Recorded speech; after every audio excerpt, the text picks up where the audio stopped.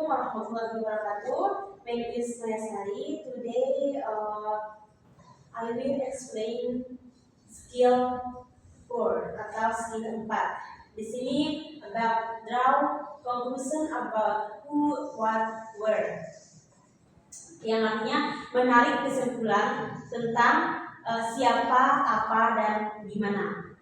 It is common in listening birthday to ask you to draw some kind of conclusion in this type of question. The answer is not clearly stated. Instead, you must draw a conclusion based on clues given in the conversation. One kind of conclusion that is common in this part of the test is to ask you to determine who the speaker is based on clues given in the conversation. Jadi di sini maksudnya kita bisa melihat konteksnya. Bagaimana cara kita mengetahui atau mengisi skill ini atau mengetahui tentang skill ini. Jadi kita lihat kejadiannya seperti apa. Nah, peraturannya di sini kan tentang siapa, apa, dan gimana.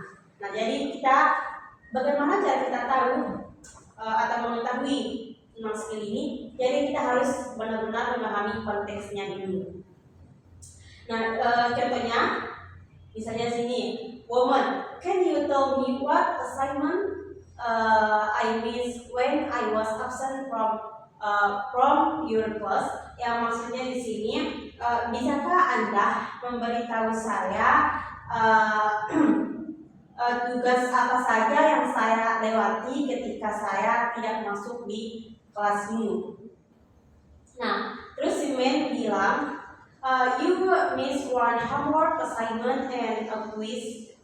You miss one homework assignment and a quiz. Maksudnya di sini kata semen ini kamu melewati satu tugas atau pekerjaan rumah dan satu quiz. Nah, untuk pertanyaannya, who is the man? Siapa pria itu? Nah, kita lihat konteksnya di sini. Yang pertama ada tugas, ya toh, dan dia bertanya juga ke siapa gitu, tentu ke gurunya. Di sini untuk A-nya a newspaper editor, B a police officer, C a teacher, D a student. Berarti di sini yang betul teacher, karena kita lihat konteksnya di sini adalah tentang tugas. Di sini juga ada quiz. Nah, disitulah kita lihat ciri-cirinya atau kita bisa mengetahui di mana dan siapa di konteks ini. Lanjut ke skill 5. Di sini tentang listen for who and what is passive. Mendengarkan untuk siapa dan apa di kata pasif. Nah, di sini maksudnya bagaimana cara kita mengetahui skill ini? Misalnya kalau konteksnya pasif, jadi yang kita harus pilih itu adalah aktif. Nah, sebaliknya juga ketika konteksnya aktif, jadi yang harus kita pilih adalah pasif. Seperti ini kayak terbolak-balik gitu. Di sini ada contohnya, man, did Sally go to the bank this morning? Apakah Sally pergi ke bank hari ini? Terus si woman bilang, yes, she did. She got a new checking account. Ya, Sally pergi untuk membuat rekening baru. Dia akan mendapatkan rekening baru. Nah, terus si naratornya ini bertanya, what does the woman imply? Apa maksud dari wanita itu? Nah, kita lihat di konteksnya sini, jawaban ini kan yang pertama di sini juga si itu kan subjek, itu kalau misalnya kalau subjeknya di depan itu merupakan aktif. Nah, jadi di option yang ini kita harus mencari yang pasif. Nah, option number A, Sally wrote spell check. di sini salah karena Sally sudah di sini subjek. Ya, kita lihat dari awalnya saja udah salah. Sally itu kan subjek, nomor itu kan menulis itu verb. Yang kedua, Sally want to check up on the bank. Nah, ini juga salah. Nah, terus kita lihat number C, a new checking account was opened. Nah, di sini yang betul adalah C, karena di konteksnya ini atau di pertanyaannya di sini kan ini kalimat aktif. Nah, jadi yang harus kita pilih adalah kalimat pasif. Ciri-ciri kalimat pasif itu adalah dia objeknya di depan. Nah, kita lihat di sini yang nomor sini a new checking. Berarti di sini yang betul C karena dia objeknya sudah di depan. Next, skill number 6. About listen for who and what with multiple nouns. Maksudnya mendengarkan siapa dan apa dengan banyak kata benda. Maksudnya di sini adalah kita mendengarkan siapa dan apa dengan banyak kata benda. Maksudnya di sini adalah bila terdapat lebih dari satu kata benda dalam kalimat di bagian mendengarkan A, jawaban seringkali membingungkan kata benda mana yang melakukan tindakan. Jadi kita lihat di sini siapa yang melakukan tindakan. Gitu. Kita langsung ke contohnya. Man, do you know who is the band now? Tahukah kamu siapa saja anggota band sekarang? Nah, terus si Omen bilang, I heard that Mara replaced Robert in the band. Saya dengar Mara menggantikan Robert di band itu. Nah, si narator, what does the woman say about the band? Apa yang dikatakan wanita itu tentang band tersebut? Nah, kita lihat optionnya.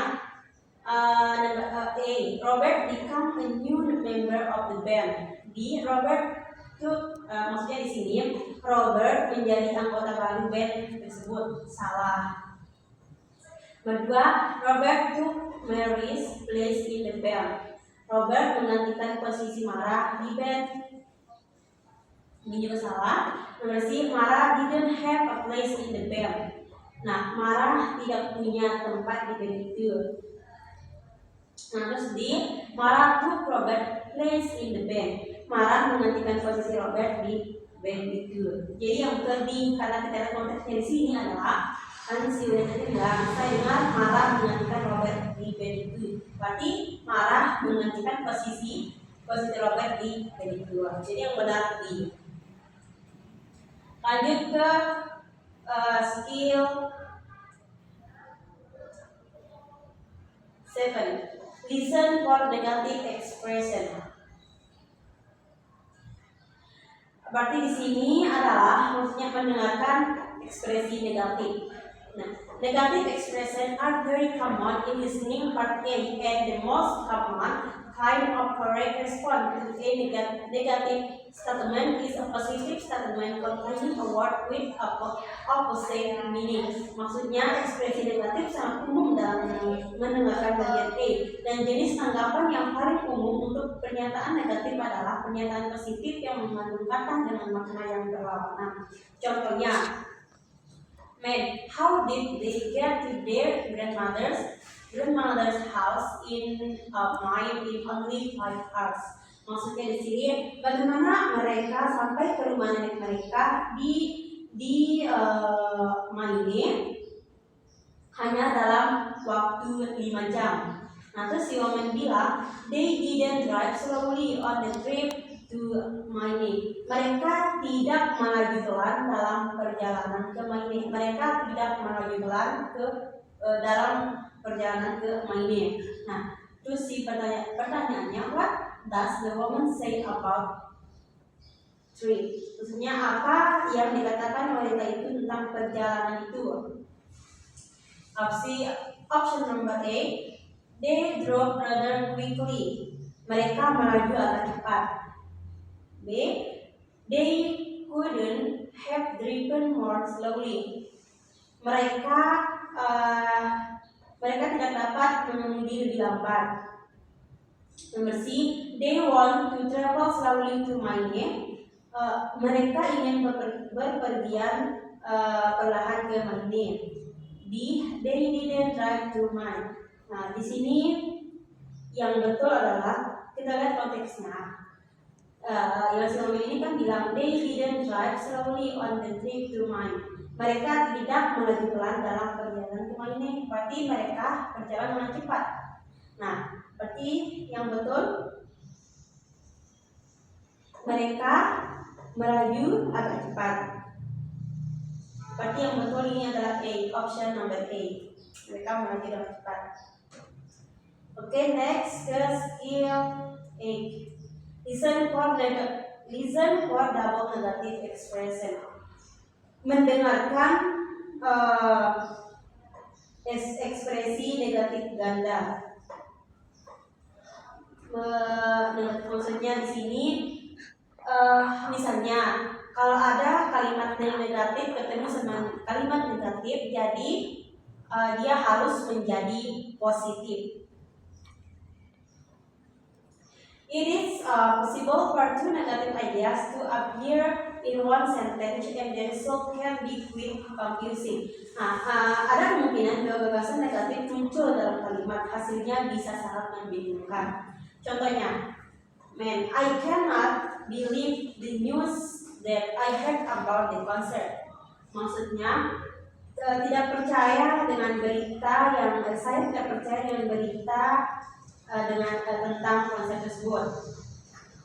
Terus si woman bilang, well, it is not impossible for the concert to take place. Ya, bukan tidak mungkin konser itu dapat terlaksana. What does the woman say about the concert? Apa yang dikatakan wanita itu tentang konser tersebut? Di sini kan konteksnya sudah dijelaskan tadi, ketika kalimat negatif bertemu dengan kalimat negatif, dia akan menjadi positif. Nah, contohnya di sini, woman ini bilang, well, it is not impossible for the concert to take place. Ya, bukan tidak mungkin konser itu tidak dapat terlaksana. Berarti terlaksana loh konser tersebut. Sekarang kita lihat optionnya. Nomor A, there's no possibility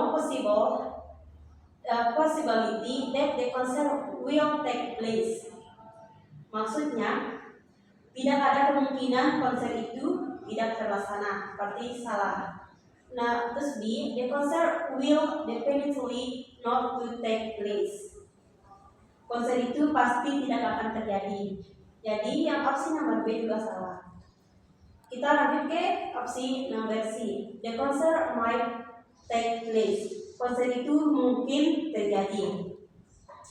Jadi di sini yang betul adalah C. Karena sesuai konteksnya, karena konteksnya di sini adalah ada dua kalimat negatif menjadi positif. Nah, jadi di sini konteksnya kan akan terjadi, konser itu akan terjadi. Jadi tepatnya yang betul adalah C. Konser itu mungkin akan terjadi.